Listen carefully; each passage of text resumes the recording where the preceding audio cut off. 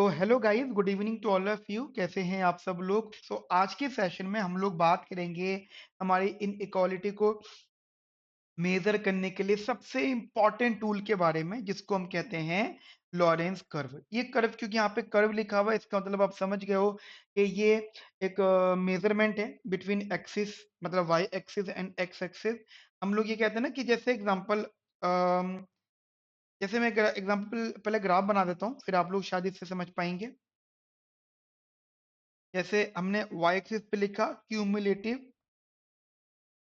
Income, और x axis पे लिखा हमने क्यूमुलेटिव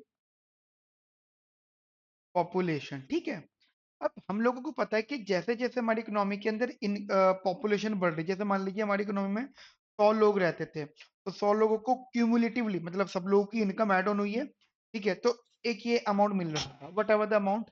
और अगर 200 लोग हो गए, तो 200 लोगों का एक एक अमाउंट ऐड ऑन होके और मिल रहा है। 300 लोगों, 400 हो गए, 500 हो गए। तो मेरे को इस बात को समझना है बहुत अच्छे से कि जैसे जैसे हमारी पॉपुलेशन बढ़ रही है, वैसे वैसे क्या क्यूमुलेटिव इनकम, जो इनकम का क्यूमुलेशन या एडिशन है, क्या वो भी सेम प्रोपोर्शन से इंक्रीज कर रहा है? अगर वो भी सेम प्रोपोर्शन से इंक्रीज कर रहा है, तो इसका मतलब उस कंट्री में, उस इकोनॉमी में जो है इक्वालिटी है। ठीक है। पॉपुलेशन 100 थी तो इनकम 1000 हो गई थी क्यूमुलेटिव। पॉपुलेशन 200 हुई तो इनकम 2000 हो गई। पॉपुलेशन 300 हुई तो इनकम 3000 हो गई। तो इक्विटेबल डिस्ट्रीब्यूशन ऑफ इनकम हो गया। लेकिन इन केस मान लीजिए ये आपने बोला कि सर ऐसा है कि ये तो हमारा इक्विटेबल या फिर लाइन ऑफ परफेक्ट इक्वालिटी। ठीक है, ये हमारी परफेक्ट इक्वालिटी की लाइन है। मैंने बोला ठीक है, लेकिन क्या ये हमेशा रिलेशनशिप ऐसा होता है? नहीं। हमें पता है कि बहुत सारी डेवलपिंग या अंडर डेवलपिंग कंट्रीज ऐसी हैं जहां पे पॉपुलेशन का रिस्पॉन्स या प्रोपोर्शन ज्यादा है एज कंपेयर इनकम का प्रोपोर्शन। इस वजह से जो ग्राफ बनता है, ये कुछ इस तरीके का ग्राफ बनता है। मतलब ये जो मैंने ग्राफ बनाया है, ये है लॉरेंस कर्व। लॉरेंस कर्व क्या क्या रिप्रेजेंट कर रहा है? कि पहली बात तो ये इन इक्वालिटी रिप्रेजेंट कर रहे हैं। इन इक्वालिटी का मतलब कि जैसे जैसे पॉपुलेशन इंक्रीज हो रही है, एड ऑन हो रही है, क्यूमुलेट हो रही है। क्यूमुलेट का मतलब होता है एड ऑन होना। जैसे जैसे पॉपुलेशन इंक्रीज हो रही है, इनकम भी इंक्रीज हो रही है, बट इनकम का इंक्रीमेंट कम है एज कंपेयर पॉपुलेशन का इंक्रीमेंट। सो दैट हमें दिखता है दिस इज द इनइक्वालिटी। ध्यान रखना, जितना ज्यादा ये गैप होगा, मतलब द गैप इज मोर, तो यही इन इक्वालिटी को मेजर करेगा। मतलब जितना ज्यादा गैप है, अब आप कहते हो कि सर देखो ये गैप मान लीजिए इतना है, तो ये इन इक्वालिटी इस वाली पॉपुलेशन के लिए बहुत ज्यादा हाई है। यहाँ पे आप देखिए गैप कम है, तो ये वाली जो पॉपुलेशन क्यूमुलेटिव वाली, इसके लिए कम है। इनिशियल लेवल पे बहुत कम है। एक पॉइंट पर आने के बाद में, ये वाले पॉइंट पर आने के बाद में ये गैप बहुत ज्यादा है, या फिर आप, ठीक है। तो ये बेसिकली इन इक्वालिटी को मेजर करता है। अब बहुत सारी बातें इससे रिलेटेड हम लोग करेंगे। अब बात आती है कि sir exam point of view से ये इंपॉर्टेंट क्या है, कितना है। देखिए, एक तो यहाँ पे इसका थ्योरेटिकल पैराग्राफ होगा कि what is the Lorenz curve, ये हम लोग बहुत अच्छे से समझेंगे। और अकॉर्डिंग टू मी, मतलब जितना मैंने अभी तक पेपर एक्सपीरियंस कराया आपका, इसमें न्यूमेरिकल्स की इंपॉर्टेंस है। ठीक है, तो मैं काम करता हूँ सीधा सीधा एक क्वेश्चन से शुरू करता हूँ। पहले मैं आपको एक तो छोटा सा न्यूमेरिकल करवा देता हूँ, फिर मैं आपको इसके बारे में थ्योरेटिकली लिखवाना शुरू करूंगा। ठीक है। न्यूमेरिकल एक बार हम लोग यहाँ पे देख लेते हैं। और ये न्यूमेरिकल हमारी जो बुक है देवराज रे, वहां से क्वेश्चन नंबर 3। ठीक है, फ्रॉम दी बुक। अब मान लीजिए जैसे इन्होंने हमें एक इनकम प्रोपोर्शन दिया है। जैसे इनकम इन लोगों ने हमको दिया है, दैट इज 100, 200, 300, 400। ठीक है। और पर्सन है हमारे पास में 50, 25, 75, 25। ठीक है, तो ये हमें दे रखा है। अब मुझे इसका लॉजिकल बनाना है। अब लॉजिकल कैसे बनेगा जी?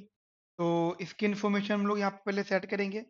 हम मान लेते हैं, मान लीजिए जो इनकम है इसको मैं एक्स नाम दे देता हूँ। ठीक है।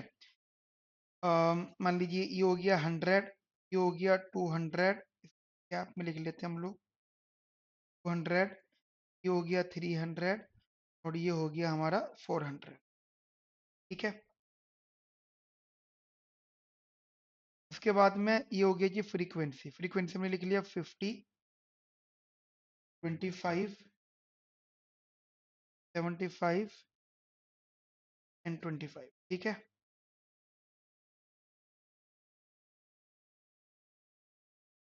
उसके बाद हो गया जी ये उसके बाद हो गया जी क्यूमुलेटिव फ्रीक्वेंसी। ठीक है। जैसे 50 है, फिर ये 75 हो गया, फिर ये 150 हो गया, और फिर ये 150 में ये 175 हो। ठीक है।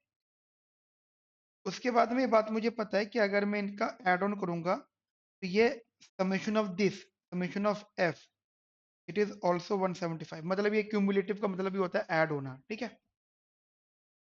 लिख देते हैं 120, 175।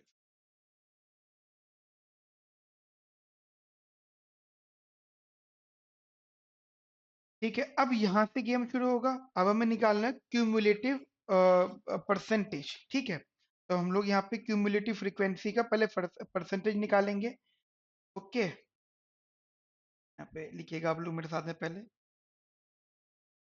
दैट इज क्यूमुलेटिव फ्रीक्वेंसी का इन परसेंटेज फॉर्म। फॉर्मूला होता है, पहले आप क्लियर कर लेना। क्यूमुलेटिव फ्रीक्वेंसी अपॉन में summation of F multiply by 100 ये होता है। इसलिए मैंने आपने देखा होगा मैंने तीन लाइनें छोड़ी हैं। लिखने का तरीका कुछ ऐसा हो जाएगा।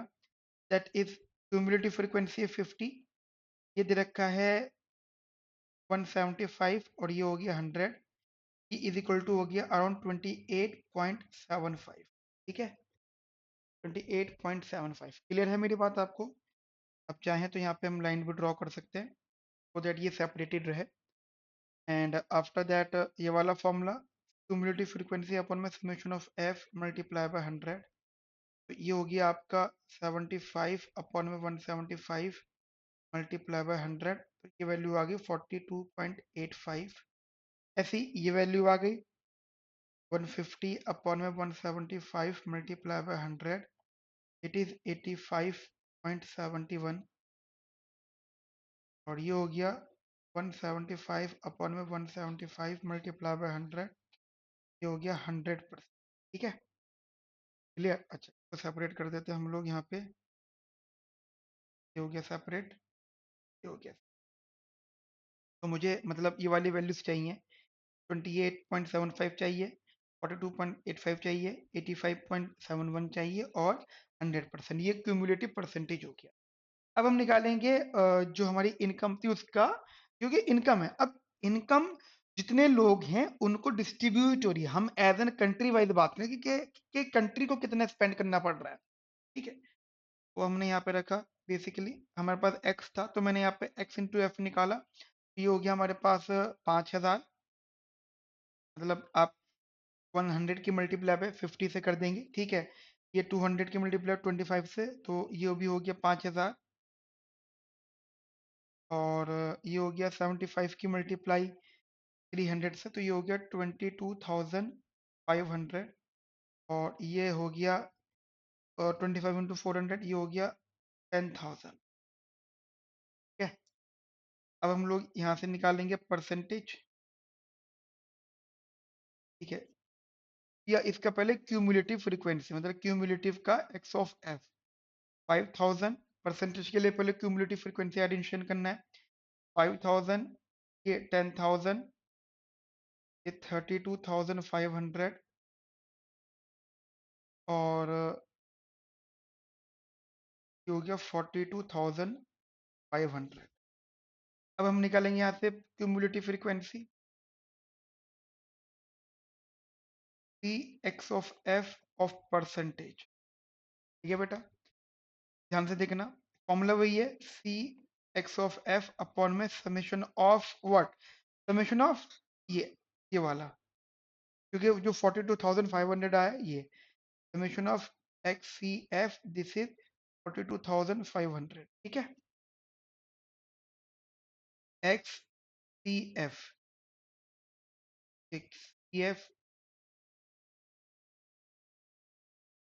P into X F multiply by 100, ये आ गया 5000 अपॉन में 42,500 multiply by 100. It it is basically written as what 11.76. Calculation आप लोग ध्यान रखना. ऐसी C dot X of F upon में summation of C X F. ठीक है, ये समेशन ऑफ सी एफ है ओनली, मतलब डिनोमिनेटर में. ठीक है, ये आ गया summation of X F multiply by 100. ये भी समेशन ऑफ एक्स एफ है. तो this is 10,000 upon 42,500 multiply by 100. ये आ गया आपका 23.52. ऐसी 32,500 अपॉन में 42,500 मल्टीप्लाई बाय 100. ये आ गया 76.47. और ये हो गया 42,500 अपॉन में 42,500 मल्टीप्लाई बाय 100, तो ये हो गया 100%. ठीक है, तो ये अब आपको क्या करना है, ये जो आपने निकाला था ये परसेंटेज, और ये वाला जो परसेंटेज निकाला था, ठीक है, ये वाला 11.76, 23.52, 76.47 और ये 100%. ठीक है, अब यही है जो हमारी एक्सेस पे बेसिकली आएगा. अब आप इसको एक्सेस पे बना लीजिए जैसे कि मैंने आपको अभी बताया था. ठीक है, सो ये हो गया आपका दैट क्यूमुलेटिव ऑफ पॉपुलेशन. ठीक है, तो आप यहाँ पे लिखा आपने क्यूमुलेटिव पॉपुलेशन परसेंटेज और यहाँ पे क्यूमुलेटिव इनकम परसेंटेज. ठीक है, अच्छा ये हो गया. हमने क्या करा, जो अमाउंट्स थे हमारे उनको हमने लिख लिया. जैसे एग्जांपल यहाँ पे हमारे जैसे एक्सेस में हमारे पास वैल्यूज थी 28.75. ठीक है, जनरल मेजरमेंट पे ये लिख लिया मैंने 42.85. फिर थोड़ा ज़्यादा गैप है तो ये लिख लिया मैंने 85.71 और ये लिख लिया मैंने 100%. अब इसका कनेक्शन एक value say that is 11 point, तो 11 पॉइंट शायद यहाँ पे मिलेगा मुझे 11.76 ज्वाइन कर दिया मैंने. उसके बाद में अगला मिलेगा 23 पॉइंट, मतलब मैं यहाँ से लिख रहा हूँ 23.52. ठीक है, 23.52 अराउंड यही मिलना चाहिए.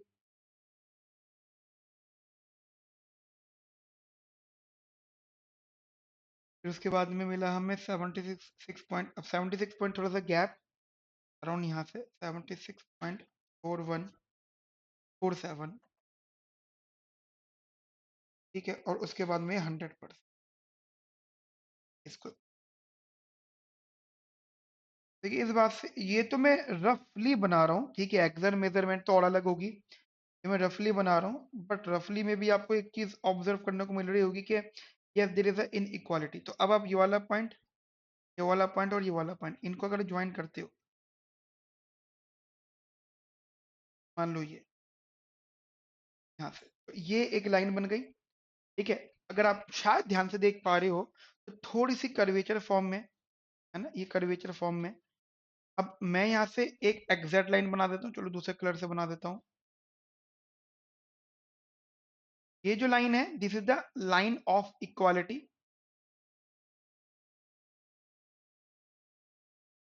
और ये जो लाइन है this is basically the Lorenz curve. ठीक है, इसको अब लॉरेंस कर्व, क्योंकि लॉरेंस कर्व का मतलब ही वही होता है, लाइन ऑफ इनइक्वालिटी. यहां तक मेरी बात आपको समझ में आई. In equal line, line of in, ठीक है, लाइन ऑफ इन इक्वालिटी. और ये है इक्वालिटी या परफेक्ट इक्वालिटी. इसको आप परफेक्ट इक्वालिटी भी लिख सकते हो यहाँ पे जनरली, परफेक्ट इक्वालिटी. समझ में आ गई मेरी बात. तो ये बेसिकली लॉरेंस कर्व है और लॉरेंस कर्व जनरली इंपॉर्टेंट है एग्जाम पॉइंट ऑफ व्यू से. अब एक काम करते हैं, इसका थ्योरेटिकल कंसेप्ट लिख लेते हैं सो दैट आपका ये वाला टॉपिक इस क्लास के अंदर वाइंड अप हो जाए. ठीक है, देखते अब देखिए पॉइंट ये है कि यहाँ पे मेरा टॉपिक हो गया. एंड इफ यू वांट कि सर लिखने का मन नहीं कर रहा तो आप यहाँ से लिखने रोक सकते हो और इधर नोट्स में से आप रीड कर सकते हो. बट मैं चाहूंगा लिखो सो दैट आपकी प्रैक्टिस साथ साथ हो जाए. देखिएगा मेरे साथ में that Lawrence curve is a graphical way to measure income inequality. Suppose we arrange individuals of a population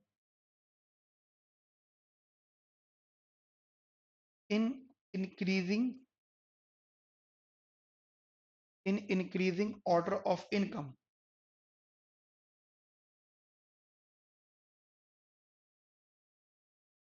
ठीक है, आगे लिखिएगा। अब जैसे ये ग्राफ है ना, अब एग्जांपल दे रहा हूँ, इस ग्राफ को यहाँ से अगर आपको ऑप्शन हो तो आप इसको शेड कर लो। ठीक है, क्योंकि शेडिंग कुछ सजेस्ट करेगा आपको, वो मैं लिखवाता हूँ आपको।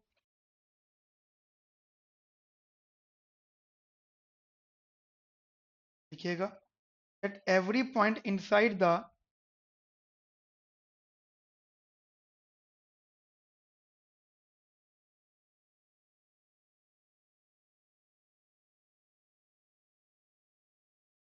curve particular particular combination of cumulative population and income cumulative population and cumulative income. By joining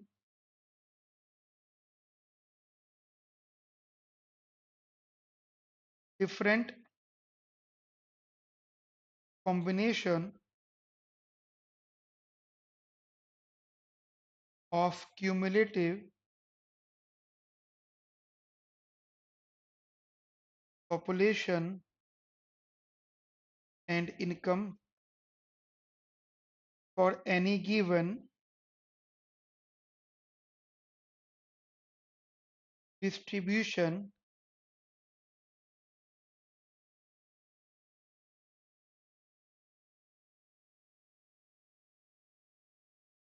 we get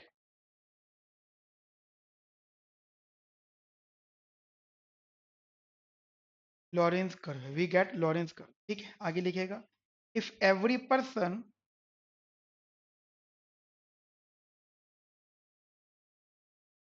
has same income, every person have same income,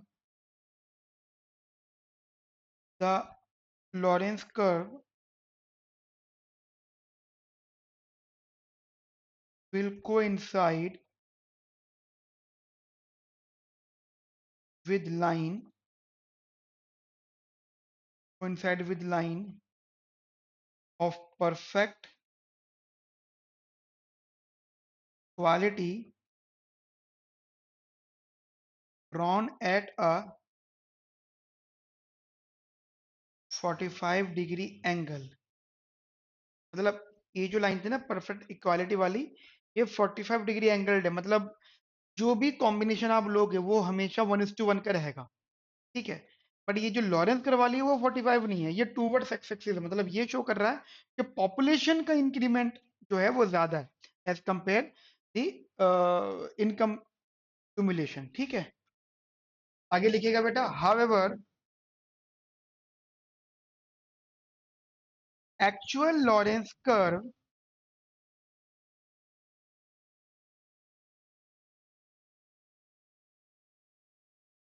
starts to fall below diagonal in the loop. It is always bowed to the right. This is because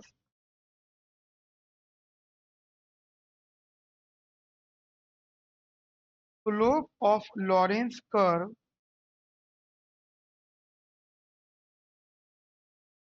at any point is contribution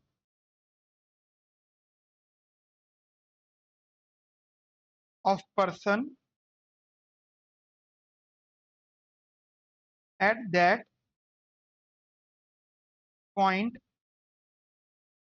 to the cumulative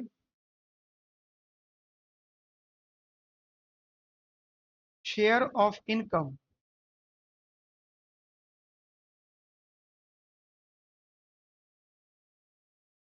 Since individuals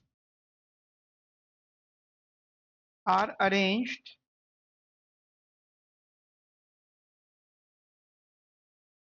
in ascending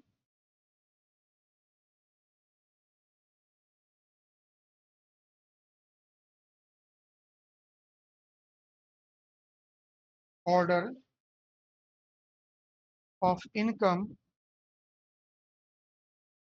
so marginal contribution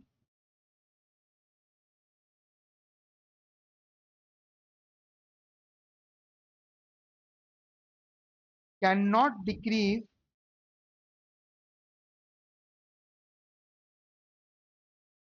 it means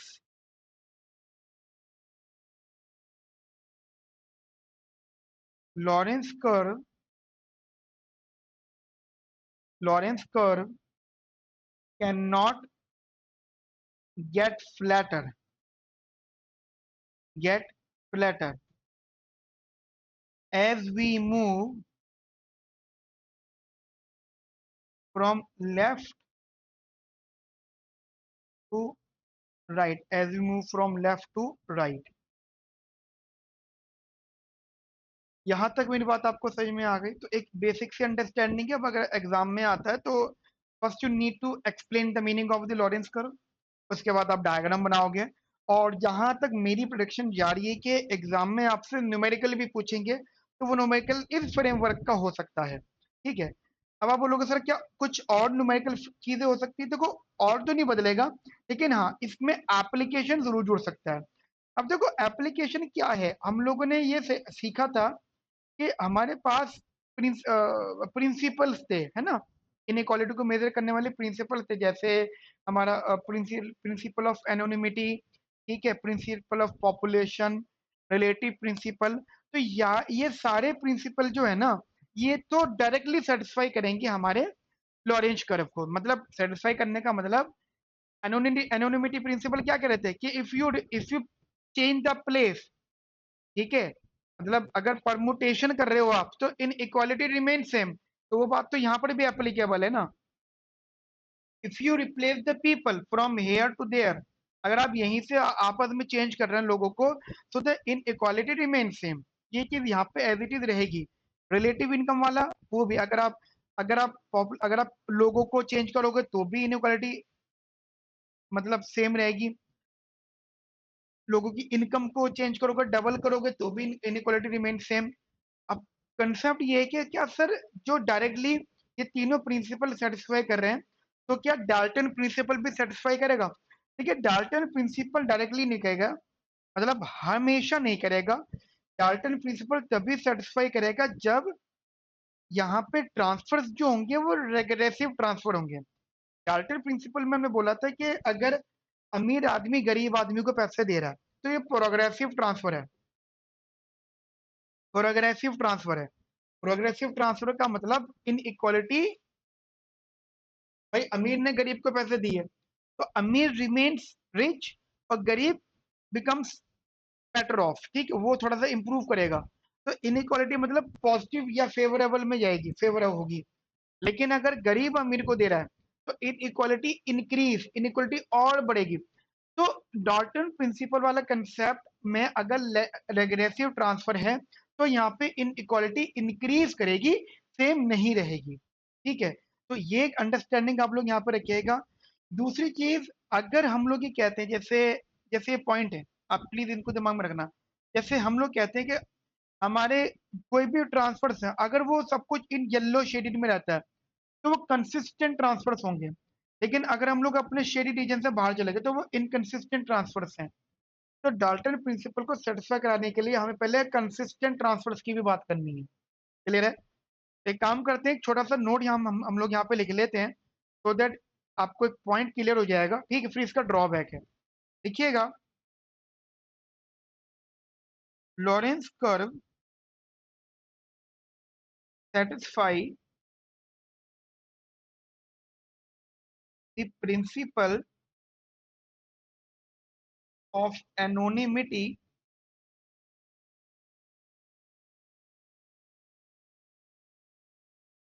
population and relative. Also, Dalton principle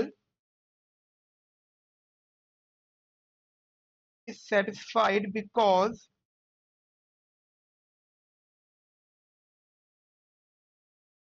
a regressive transfer results into greater inequality। ठीक है, और वो consistent मतलब graph छोटा सा बना के रखना, जैसे ये है और ये आपकी लोरेंस कर्व है, ये आपका पूरा शेडी रीजन है, तो ये जो पार्ट रहेगा ये कंसिस्टेंट रहेगा, मतलब whatever the transfers must remain in this region. ठीक है, और इसी को आप लॉरेंस क्राइटेरिया के नाम से भी जानते हो। क्या नाम से जानते हो आप लोग इसको? Lawrence criteria. आगे लिखिएगा मेरे साथ में। If Lawrence curve of an income distribution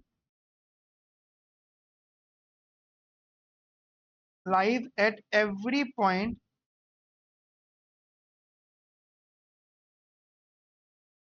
to the right of Lorentz curve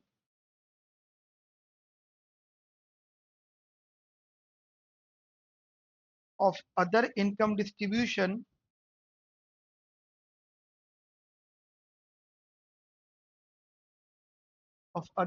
distribution, then this criteria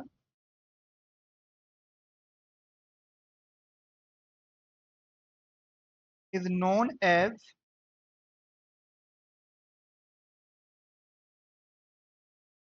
Lorentz criteria.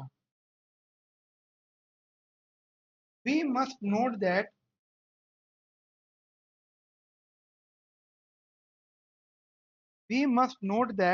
an inequality measure is consistent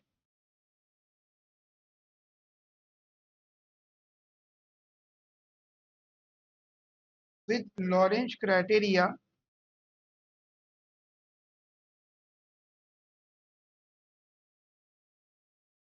if it is simultaneously consistent with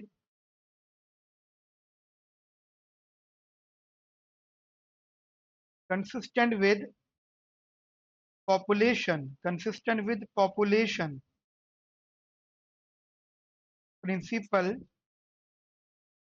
relative principle,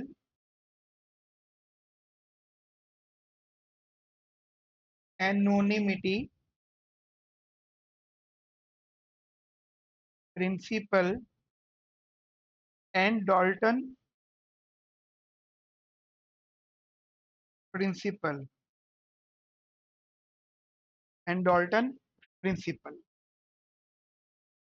पहले बताइए, यहाँ तक बात clear होगी? ये actually यहाँ से अगर मैं इसको, ठीक है, हाँ मतलब एक काम करता हूँ, मैं आपके लिए कर रहा हूँ क्योंकि ये नोट्स मैं आपको पोर्टल पे प्रोवाइड करूंगा। आपने जो लिख लिया ठीक है, उसमें से एक छोटी सी चीज करना है, जैसे इसको एक लाइन नीचे करके, हाँ, तो देखो मैं एक कंसेप्ट लिखता हूँ। देखिए कंसेप्ट क्या है कि ये जो हमने लिखा है, this is the application of Lawrence curve. मतलब ऊपर तक जो आपने लिखा वो तक डेफिनेशन तक बात क्लियर है, मीनिंग कि मीनिंग एक्चुअली लॉरेंस कर्व का है क्या। अब यहां से क्या शुरू होता है हमारा, जनरली दी एप्लीकेशन। अभी एप्लीकेशन हो गई, एप्लीकेशन जनरली इतनी के कौन कौन से प्रिंसिपल यहाँ पे सेटिस्फाई हो रहे हैं। रेग्रेसिव ट्रांसफर है, कंसिस्टेंस क्राइटेरिया क्या होता है, लॉरेंस क्राइटेरिया। अब उसके बाद में टॉपिक छोटा सा इसमें ऐड होगा, दैट इज दी ड्रॉबैक। अब देखिए ड्रॉबैक, अगर आप बुक देखते हो तो उसमें बहुत ज्यादा डिटेल दे रखे, रिक्वायरमेंट नहीं है। देखो हमेशा ध्यान रखना, ड्रॉबैक में दो सबसे मेजर ड्रॉबैक होते हैं, जैसे एक एक करके हम बात करते हैं कि जो हमारा लॉरेंस कर्व होता है वो ये इन इक्वालिटी तो मेजर करता है, लेकिन वो इन इक्वालिटी की डिग्री या एक्सटेंटनेस नहीं शो करता। मान लीजिए जैसे हम बोलते हैं कि जो हमारे पास में एक लॉरेंस कर्व है, मतलब दो कंट्रीज का, ये एक ही कंट्री का टू टाइम पीरियड में, एक ये है और एक ये है, तो हम ये तो कहते हैं कि जो लाइन ज्यादा इक्वालिटी से अवे है, दूर है, वो तो हमारा ऑब्वियस सी बात है अनइक्वलिटी है, अनइक्वल है डिस्ट्रीब्यूशन, ठीक है, वहां पे इनइक्वलिटी ज्यादा है। बट ये एक्सटेंट नहीं बताता, ये डिग्री नहीं बताता कि कितना लॉरेंस कर्व है यहाँ पे, ठीक है, या इनइक्वलिटी लॉरेंस कर्व की वजह से, ठीक है। तो ये पहला है कि हमें मैग्नीट्यूड ऑफ डिफरेंस कभी नहीं बता पाएगा, डिफरेंस बता पाएगा। जैसे अब हम कहते हैं कि जैसे इंडिया है, डेवलपिंग कंट्री जनरली पहले थी, अब तो थोड़ा सा हम लोग डेवलप्ड की तरफ जा रहे हैं, पूरे 100% नहीं बट जा रहे हैं हम लोग अच्छे से। और एक कंट्री है चाइना, चाइना को हम लोग कहते हैं China is a developed country, हम मान लेते हैं, बट क्या चाइना 100% डेवलप्ड है? नहीं। चाइना में भी इन इक्वालिटी है। क्या मेजर कर सकते हैं मैग्नीट्यूड कि इंडिया इतना अनइक्वल है और चाइना इतना अनइक्वल है, या इन इक्वालिटी कितने मेजरमेंट की है? हम कंपैरेटिवली बस ये बोल सकते हैं कि ये इससे ज्यादा, ये इससे कम, लेकिन कभी मैग्नीट्यूड नहीं बता सकता। तो ये नंबर वन ड्रॉबैक है, ठीक है, लिखिएगा। Lorenz curve can not measure the extent of inequality, and if one Lorentz curve lies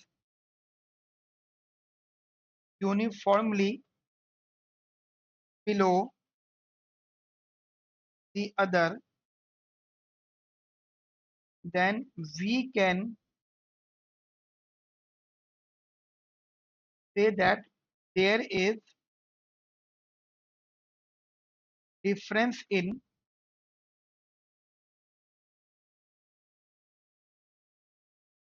inequality, but we cannot quantify magnitude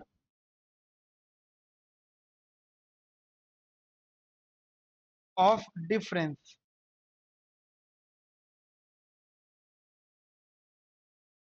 ठीक है।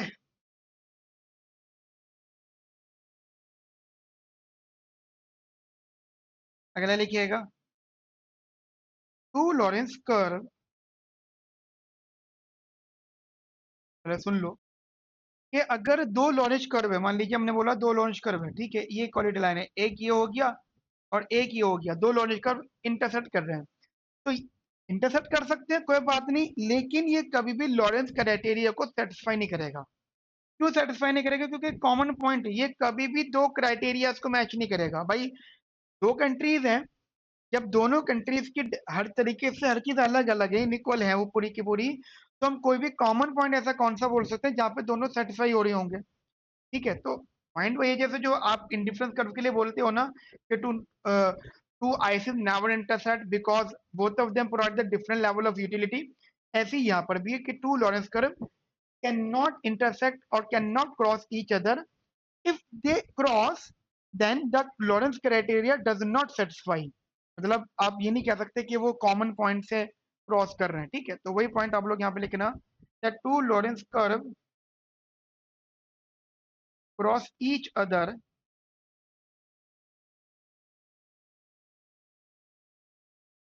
Then Lorenz criteria does not satisfy.